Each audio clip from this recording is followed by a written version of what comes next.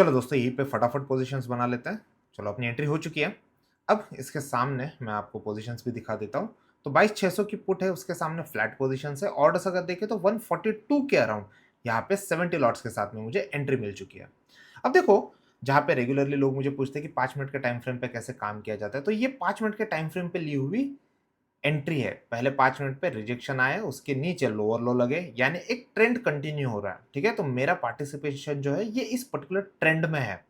तो यहाँ पे जहाँ पे बड़े-बड़े कैंडल्स लग रहे थे ना, एक बड़े कैंडल के बेस के पास में मैंने यहाँ पे एंट्री ली हुई है, ठीक है? एक परफेक्ट पुल बैक का मैं वेट कर रहा था, पर लेकिन जो कि मार्केट अभी 10 बज के जाने के बाद में एंट्री दे रहा है, तो यहाँ पे मैंने सिर्फ प्राइस एक्शन को पॉइंट ऑफ व्यू रख के काम किया हुआ है। इसके सामने अगर हम ऑप्शन चेन देखें ना, तो सबसे बड़ी दिक्कत जो करंट एक्सपायरी में नहीं, जिस एक्सपायरी में मैं काम कर रहा हूँ उसमें क्या है, आईवीडीके, ठीक है? तो यहाँ पे आईवी कूल ऑफ होने का जो सिनेरियो है ये हमको क्लियरली दिख रहा है।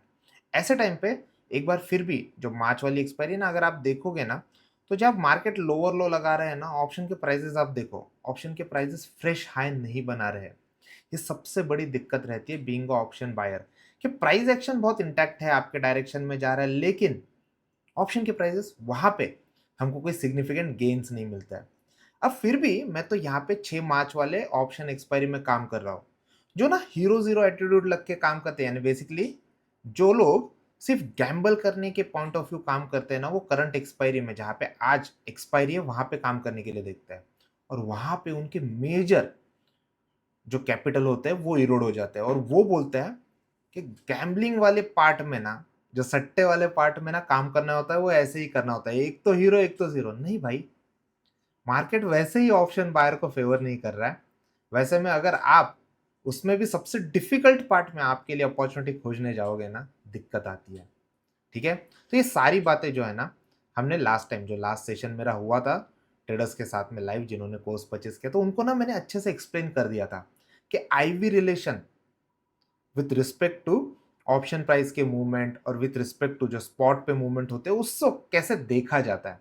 ठीक है, तो मैं ट्राई करूंगा इस वीकेंड लर्निंग के लिए आपको एक ऐसा वीडियो बना के दूं जिसमें आपको मैं आईवी कोरिलेशन बता पाऊं, जो विथ रिस्पेक्ट टू ऑप्शंस होता है, और एज अ ऑप्शन बायर इसका बेनिफिट कब लिया जाता है और इसके ड्रॉबैक्स क्या होते हैं, मैं आपको अच्छे से एक्सप्लेन कर पाऊँ। ठीक है, अभी एट मोमेंट तो हमको 10-12 हज़ार की प्रॉफिट दिख रहा है, लेकिन 5 मिनट के कैंडल पे हम काम कर रहे हैं, तो मैं एक्सपेक्ट करता हूँ कि ये ट्रेड जो होते हैं ना जनरली थोड़े लंबे चलते हैं। नो डाउट, अगर मार्केट बहुत तेजी से फॉल कर गया तो वहां पे हम फटाफट प्रॉफिट बुक कर लेंगे या ट्रेल कर लेंगे। एनी ऑफ द एक्शन जैसे ही होती है मैं आपको इन्फॉर्म कर दूंगा, और जैसे ट्रेड खत्म हो जाता है मैं आपको इसके पीछे के परफेक्ट लॉजिक भी बता देता हूँ। अब देखो दोस्तों, यहाँ पे मेरे ऑब्जर्वेशन क्या है, प्राइस डे लो के पास में आ गई, उसके सामने जो ऑप्शन मैं ट्रेड कर रहा हूँ ये slightly in the money option है, फिर भी आप देखो अभी तक इसने डे हाई को क्रॉस नहीं किया हुआ है। ठीक है, जनरली एक अच्छा खासा मोमेंट तब आएगा जब ये पर्टिकुलर जोन ब्रेक कर देगा, यानी बेसिकली प्राइस एक्शन पे स्पॉट पे यहाँ पे एक स्ट्रॉन्ग कैंडल हमको मिल जाए, और उसके सामने ऑप्शन के प्राइसेस हायर हाई लगाए और एक सस्टेनेबल क्लोजिंग कैंडल दे दे, तब जाके हम बोल सकते हैं कि यहाँ पे एक अच्छा मोमेंटम आ सकता है। जनरली लोगों को क्या लगता है कि प्राइस एक्शन और उसके सामने के ऑप्शंस ये दोनों मिरर का काम करते हैं, नहीं, बेसिकली ऐसा नहीं होता है। यहाँ पे ऑप्शन के प्राइसेस बढ़ने घटने के सामने उसके साथ जो रिलेटेड ग्रीक्स होते हैं वो भी बहुत एग्रेसिवली काम करते हैं। इसीलिए मैं हमेशा बताता हूँ कि छोटी छोटी चीजें जो होती है ना, बीइंग ऑप्शन बायर भी हमको ध्यान में रखनी है। स्पेशली हमको लगता है कि 1 मिनट के टाइम फ्रेम पे तो हम काम करें, क्या सारी चीजें देख ले, है ना? ऐसे नहीं होता है। क्योंकि अगर क्वेश्चन आपके माइंड में आ रहा है ना कि प्राइस एक्शन पे मेरी ग्रिप बन रही है, बेसिकली मुझे higher high lower low support resistance ये सारी चीजें समझ में आ रही है, लेकिन ऑप्शन में अभी भी वो जो मुझे चाहिए वैसा रिजल्ट अभी तक नहीं आ रहा है, तो कुछ चीज़ें आपको इन डेप्थ सीखनी पड़ेगी। दैट इज़ द रीज़न, यही मैंने बताया कि जो पिछला सेशन मेरा हुआ था ना, तो मैंने वहाँ पे कोरिलेशंस अच्छे से बता दिए थे कि कब जाके मार्केट आपके फेवर में काम करता है, कब नहीं करता है। स्पेशली ये जो थोड़ी स्ट्रेंज सिचुएशन अभी बनी हुई है ना, कि मार्केट पिछले कुछ दिनों से फॉल कर रहा है, बट आप विक्स का डेली चार्ट लेके उठा के देखोगे ना, तो वहाँ पे विक्स कूल ऑफ हो रही है। ये जनरली नहीं होना होता है। बट ऐसे में बीइंग ऑप्शन बायर हमारे लिए ये बहुत इंपॉर्टेंट होता है कि जहाँ पे अपना सेटअप बने वहाँ पे हम काम करें। ठीक है, तो यहाँ पे हमने काम तो कर दिया है। अब देखते हैं इसके आगे मार्केट के हाथ में अगर फेवरेबल रिजल्ट आता है, यानी कि बेसिकली अगर मार्केट कल का जो लो लगा हुआ था एटलीस्ट वहां तक जाता है, तो हमको कुछ डिसेंट प्रॉफिट हो जाएंगे। अगर ऐसा है तो उस पर्टिकुलर जोन पे मैं कुछ पार्ट बुकिंग कर लूंगा और वहीं पे अपने लिए ट्रेलिंग की अपॉर्चुनिटी भी देखूंगा। ठीक है, तो आने वाले वीक में मैं ट्रैवल कर रहा हूँ, एक मच नीडेड ब्रेक था जो मुझे लेना था।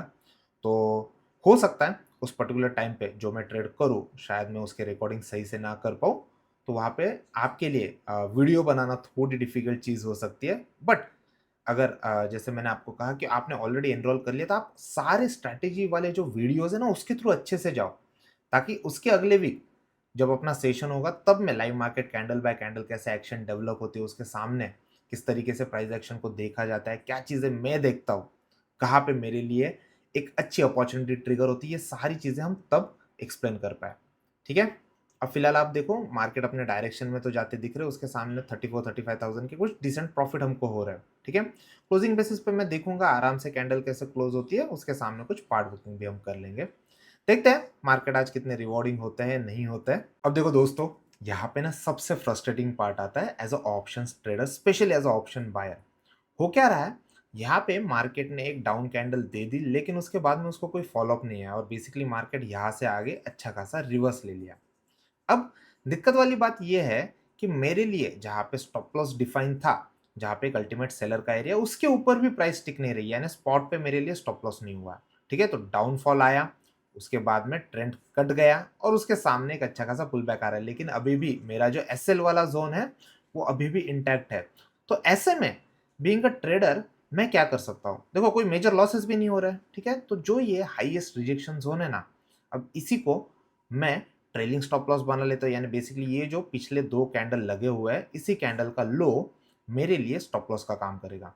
ठीक है, अब इसके पीछे का रीजन क्या मैं आपको बताता हूँ। पहले तो हम स्टॉप लॉस पुट कर लेते हैं 338, 138 और 130 का जोन, बफर जोन जो है 8 पॉइंट का, इसको लगा के मैं सिस्टम में पहले तो लगा के रख देता हूँ। अब देखो 1 मिनट के टाइम फ्रेम पे जब मैं ट्रेड करता हूँ ना, 10-15 मिनट के बाद मुझे ये लगना स्टार्ट हो जाता है कि अब ट्रेड जो है ना ये काफी टाइम तक चल रहा है। जब 5 मिनट के टाइम फ्रेम पे लिया हुआ ट्रेड है, इसमें भी हम ऑलमोस्ट 10-5 मिनट के कैंडल यानी बेसिकली 1 घंटे से ज्यादा अब इसमें बैठे हुए हैं। ऐसे में हम ये देख रहे हैं कि आईवी चेंजेस जो है ये भी निगेटिव में चल रहा है, कोई खास स्पाइक्स आईवी में भी नहीं आ रहा है। तो ऑन एक्सपायरी डे अगर मार्केट साइडवेज या डल हो रहा है, उसमें भी जो एक पर्टिकुलर फैक्टर आपके फेवर में जाता है, जो डाउन मार्केट में हमको स्पेशली दिखता है, वो है आईवी राइज होना, वो भी हमारे फेवर में नहीं जा रहा है। तो बीइंग अ डिसिप्लिन ट्रेडर यहाँ पे मैं खुद के लिए जो रिस्क है ना इसको और कम कर देता हूँ। जनरली आप देखते हो ना 50-60,000 की जनरल रिस्क जो रहती है as per my capital as per my trade, मैं वहां पे सिस्टम में रख देता हूँ। ठीक है, एक टाइम तक मुझे वहां पे 45-50,000 के लॉसेस भी दिख रहे थे, लेकिन उसके बाद में भी मार्केट जब भी मेरे फेवर में जाने की कोशिश कर रहा है वहां पे भी मुझे कोई सिग्निफिकेंट गेन नहीं आ रहा है, इसलिए मैं थोड़ा ट्रेल करके पास आ गया। अब देखो बीइंग अ ट्रेडर ना, ये थॉट प्रोसेस रखना कि अगर हो सकता है मार्केट मेरे डायरेक्शन में ना जाए, ऐसे में लॉसेस को, ओवरऑल रिस्क को कम करके फिर सिस्टम में बने रहना, ये भी एक ट्रेडर का काम होता है। जनरली ना जो थोड़े एग्रेसिव ट्रेडर रहते हैं, स्कैल्पर रहते हैं, वो ना एक या दो कैंडल के बाद ही इमीडिएटली अपने स्टॉप लॉसेस को ट्रेल करके पास आ जाते हैं और उस पर्टिकुलर ट्रेड को डेवलप नहीं होने देता है। मैंने इस पर्टिकुलर ट्रेड को अच्छा खासा टाइम दिया, लेकिन फिर भी रिवॉर्ड देना तो मार्केट के हाथ में, और रिवॉर्ड हमारे फेवर में नहीं जा रहे हैं। ऐसे में मैंने फिर जाके फाइनली ट्रेल करके इस पोजीशन में रिस्क को कम कर दिया। जब भी आपको मार्केट आपके डायरेक्शन में जाए, ये पॉइंट ना आप नोट करके रखो, जब भी मार्केट आपके डायरेक्शन में जाए पार्ट बुकिंग करके मार्केट ने जो रिवॉर्ड आपको दिए हैं उसका बेनिफिट ले लो। एट द सेम टाइम जब बहुत टाइम मार्केट साइडवेज हो जाए जैसे कि अब हुआ है, ऐसे में भी जिस पर्टिकुलर पॉइंट पे हमें रिस्क काटने या कम करने मिले वहां पे रिस्क को कम भी कर दो। ठीक है, ओवरऑल मैं ये देखने की कोशिश करता हूँ विद दैट थॉट प्रोसेस, अगर लॉन्गर टर्म में मुझे प्रॉफिट हो रहे हैं, अच्छे रिजल्ट आ रहे हैं, तो वो पर्टिकुलर सिस्टम मेरे लिए अच्छे से काम करती है। तो ओवरऑल पिछले कुछ महीनों से आप देख रहे हो सेम थॉट प्रोसेस के साथ में मैं काम कर रहा हूँ और ये पर्टिकुलर थॉट प्रोसेस मुझे अच्छे गेन्स दे रही है। एंड आई अप्रिशिएट बहुत सारे ट्रेडर्स हैं जो सिर्फ ये वीडियो देख के ही अपने अंदर वो डिसिप्लिन ला पाए हैं और कुछ इनसाइट्स मार्केट के ले पाए। ठीक है, चलो इसी के साथ ही अपना ट्रेलिंग ऐसे लग चुका है और उसके सामने एक बार पोजीशंस देख लेते हैं। तो 25,000 के स्मॉल लॉसेस हमने यहाँ पे बुक कर लिया। ऑर्डर्स अगर आप देखो तो 142 पे हमने एंट्री ली थी, 137 के अराउंड यहाँ पे हमको एग्जिट मिली हुई है। ओवरऑल काफी टाइम लेके ये ट्रेड चला, लेकिन उसके सामने मैंने रिस्क को कम कर दिया और पोजीशन को काट दिया। अब मैं इस पर्टिकुलर ट्रेड के पीछे जब मैं इनिशिएट कर रहा था उसके पीछे के थॉट प्रोसेस आपको समझा देता हूँ, ताकि प्राइस एक्शन बेस पे कहाँ-कहाँ पे एक अच्छे ज़ोन्स बनते हैं, उसके सामने अपॉर्च्युनिटीज़ डेवलप होती है, ये आपको अच्छे से समझ में आए। चलो लॉजिक के पास चलते हैं। अब देखो दोस्तों, यहाँ पे ना ट्रेडिंग व्यू के 5 मिनट के चार्ट पे हम हैं। यहाँ पे ना प्राइस एक्शन रिलेटेड कुछ की फैक्टर मैं आपको समझाता हूँ। आज का डे का हाई आप देखो, ठीक है? एट द सेम टाइम कुछ की मार्किंग्स मैं कर रहा हूँ, ये कल का लो है, ठीक है? और अगर मैं पीछे जाके देखता हूँ कि ओवरऑल कल के दिन में क्या एक्टिविटी हुई थी, तो कल के दिन का हाई भी आप देखो, ठीक है? तो ये ना की ज़ोन्स है जो मैं मार्क कर रहा हूँ। अब आपको क्लियरली समझ में आएगा कि आज का दिन जो है ना, ये कल के दिन के स्टार्ट से अगर हम देखें, ठीक है? कल के दिन का स्टार्ट ये वाला ज़ोन है और ये लो वाला ज़ोन है, ठीक है? तो कल के हाई और कल के लो के बीच में आज का दिन है। तो जो एग्रेसिव सेलर और एग्रेसिव बायर रहते हैं, उसी के बीच में आज का दिन खुला हुआ है। ऐसे में अगर मुझे समझना है कि भाई फिर भी मेरे लिए कौन से वो की ज़ोन्स है जहाँ पे कुछ एग्रेसिव बायर या सेलर काम कर सकते हैं, ऐसे में मैं सिंपली क्या करता हूँ, मैं 5 मिनट के टाइम फ्रेम पे डे स्टार्ट होने से पहले ये देखने की कोशिश करता हूँ कि कहाँ पे की बायर और सेलर बैठे हुए हैं, ठीक है? तो ये वो पर्टिकुलर ज़ोन है। मैं पहले तो क्या करूँगा, इंडिकेटर पे जाते हैं और वहाँ पे टीसीआई की इंस्टीट्यूशनल लेवल प्लॉट कर देते हैं। इससे हमको पता चल जाता है कि एग्रेसिव बायर सेलर कहाँ पे प्रेज़ेंट है। ये बहुत इंपॉर्टेंट होता है आपको पता करना, क्योंकि डे हाई और डे लो के सामने हम काम कर रहे हैं और मिड मार्केट मार्केट उसी के ज़ोन में खुल रहा है, तो उसके सामने आप देखो सेलर का ज़ोन कहाँ पे फॉर्म हो रहा है। तो एक इमीडिएट सेलर का ज़ोन फॉर्म हुआ जहाँ से तेज़ सेलिंग आई थी, ठीक है? ये मैं प्लॉट करके रख देता हूँ। अब उसके बाद 1 मिनट के टाइम फ्रेम पे अगर हम काम करें तो डेफ़िनिटली इसके नीचे मेरे लिए कुछ एक अपॉर्च्युनिटी बन जाती थी। मॉर्निंग में मैं ट्रेड के लिए अवेलेबल नहीं था, मैंने ये अपॉर्च्युनिटी गिव अप कर दी। बट अच्छी बात ये हुई कि उसके बाद में भी ऑप्शन के प्राइसेज़ में कुछ ख़ास इम्पैक्टफुल मूव नहीं आए थे। अब उसके सामने जहाँ पे मैं ट्रेड करने की कोशिश कर रहा था ना दोस्तों, ये मैं जनरली पुलबैक्स के सामने ट्रेड करने की कोशिश करता हूँ। क्योंकि ट्रेंड तो एस्टेब्लिश हो चुका है और वो डाउन ट्रेंड है। ऐसे में ये वो पर्टिकुलर ज़ोन था जहाँ पे बड़े कैंडल के बेस के पास में कुछ पुलबैक आया था। ठीक है? एसएल का ज़ोन दूर है, टारगेट का ज़ोन दूर है, तो ऐसे में इस पर्टिकुलर ज़ोन में जब भी मार्केट एक ज़ोन को टच कर रहा है और बार-बार वहाँ से सेलिंग आ रही है, ये है मनीनेस लाइन। ठीक है? तो की इंडिकेटर का ये भी इंपॉर्टेंट पार्ट है, जहाँ-जहाँ पे रिजेक्शन आता है उस ज़ोन पे जाके आप काम कर सकते हैं, ठीक है? आप देखोगे ये वो पर्टिकुलर मनीनेस लाइन है, जहाँ-जहाँ पे भी वो टच हो रही है वहाँ से सेलिंग आ रही है, ठीक है?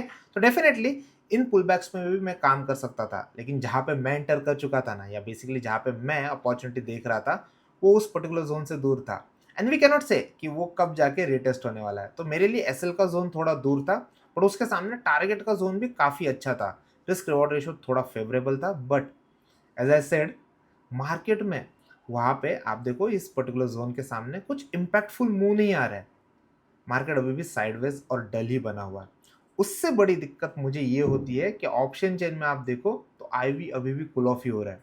तो अगर आईवी राइज नहीं हो रहा है, ऐसे में मार्केट अगर भले मेरे डायरेक्शन में भी जाए, मनीनेस लाइन को परफेक्टली टच करके, वहां पे भी बीइंग ऑप्शन बायर मुझे आज फायदा नहीं हो रहा था। तो ये सारी चीजें जब मैं देखता हूँ ना, तब मैं डिसीजन ले लेता हूँ कि अब मुझे रिस्क काटनी चाहिए। मार्केट फेवरेबल पोजिशंस नहीं बना रहा है। ये होता है थोड़ा एक्सपीरियंस के साथ काम आने वाली चीज़ है, और ये मैं अपने ट्रेडिंग के साथ आपको देना चाहता हूँ। भले मुझे लॉसेस हो, लेकिन ये छोटे-छोटे डिटेल्स जो है ना, ये बीइंग अ ऑप्शन ट्रेडर आपके पास होनी बहुत ज़रूरी है। आई होप इस पर्टिकुलर ट्रेड से आपको कुछ इनसाइट्स ज़रूर मिले होंगे, कुछ नई लर्निंग्स मिली होगी। अगर ये बात है, तो इस पर्टिकुलर वीडियो को तो ज़रूर लाइक करना, लेकिन सब्सक्राइब भी करना ट्रेडिंग कैफे इंडिया को। मिलते हैं कल। Thank you.